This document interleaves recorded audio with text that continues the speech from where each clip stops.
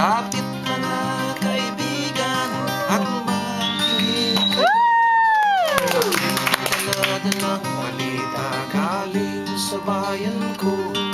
Nais kong ipamahagi ang mga kwento at mga pangyayaring nagaganap sa lupang ipinangako.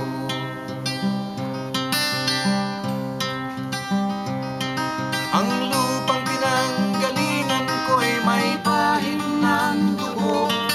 May mga lorong di makatipan, nasa hawlang ginto. May mga punong walang dahon, mga pusong di makakibo sa mga pangyayaring nagaganap sa lupang ipinangako.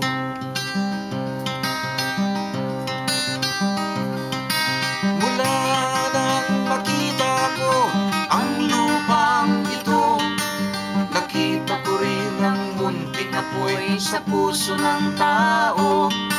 Inatungan ng mga kabulukan hanggang sa lumago. Ngayon ang puso'y may takot sa lupang ipinangako.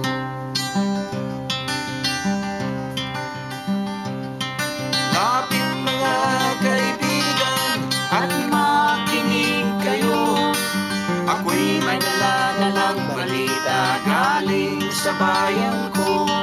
Nais kong ipamahagi ang mga kwento at mga pangyayaring nagaganap sa lupang ipinangako.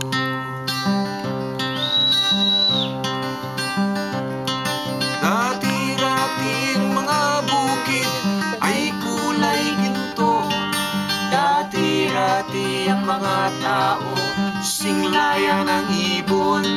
Dati-dati ay katahimikan ang musikang nagpapatulog sa mga batang walang muwang sa mundo.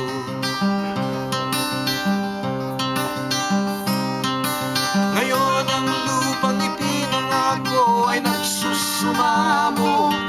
Patakan niyo ng luha ang apoy sa kanyang puso. Dinggin niyo ang mga sigaw ng mga puso ng taong kung inyong dadalhin, kabilang po sa inyo.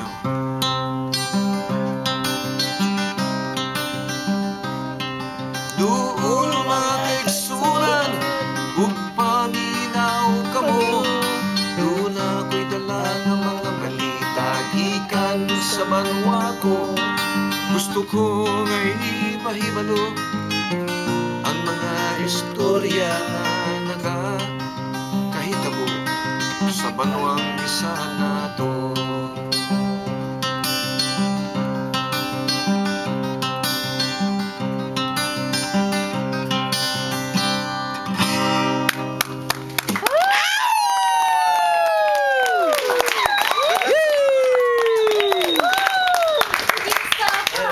Isa pa!